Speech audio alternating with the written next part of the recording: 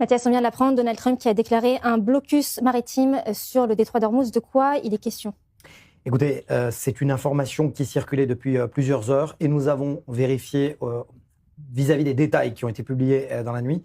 Et on est en possibilité de dire effectivement qu'au-delà de l'annonce, l'effet d'annonce de Donald Trump, qui donc déclare une sorte de blocus maritime sur le détroit d'Ormuz, eh bien, j'ai pu converser avec d'anciens officiers de la marine, et notamment Jean-Christophe Charles, chercheur associé au FMES et ancien capitaine de vaisseau de la marine française, qui m'a expliqué la chose suivante. À partir du moment où les Américains ont envoyé, pendant qu'ils négociaient à Islamabad, ont envoyé 2 navires de destroyers de guerre, des DG, c'est-à-dire des navires de guerre qui sont utilisés pour la guerre marine et anti-aérienne. Ils ont utilisé vraisemblablement des drones sous-marins pour scruter les fonds marins pour savoir qu'il n'y avait pas donc de mines sous-marines dans ce couloir maritime. À partir du moment où le couloir maritime a été nettoyé et que les navires de guerre, donc les destroyers, des DG américains, 2 destroyers, sont passés, ils ont créé une nouvelle route maritime.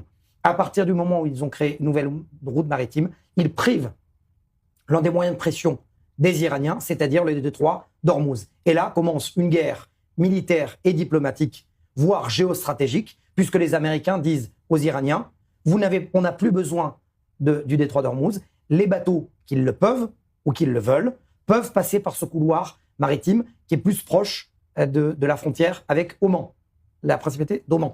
Mais ça va beaucoup plus loin. C'est-à-dire que les bateaux qui vont continuer à passer par le détroit d'Ormuz, ça voudra dire donc clairement qu'ils financent l'activité de guerre des gardiens de la Révolution et donc commence encore plus un problème de géostratégie. Et donc, les Américains viennent de réaliser, si cela fonctionne dans les faits, un coup d'échec majeur face aux Iraniens. Pendant qu'on négocie à Islamabad, on prive les Iraniens d'une des cartes de pression extrêmement forte dans cette guerre. Il ne reste donc aux Iraniens plus que l'île de Karg, à condition que les bateaux viennent charger le pétrole iranien à l'île de Karg et passer. Mais maintenant que les bateaux, peut-être, n'ont plus besoin de venir charger, eh bien même cette possibilité de l'île de Karg tombe à suivre dans les prochaines semaines.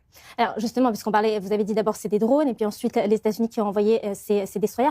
Quelle est la spécificité justement de ces avions? Comment est-ce qu'ils arriveraient à déminer le détroit d'Ormuz? Alors ces drones, en fait, il n'est pas question de déminer. Pour l'instant, il est question de nettoyer le couloir maritime, de faire en sorte que, vous savez, très clairement, dans l'infanterie, dans le génie militaire, au sol, il y a ce qu'on appelle un tractopelle D9 qui passe au-dessus des mines, qui fait exploser les mines. Là, c'est pas le but de ces drones sous-marins. Le but de ces drones sous-marins qui ont été envoyés par, justement, ces 2 destroyers américains,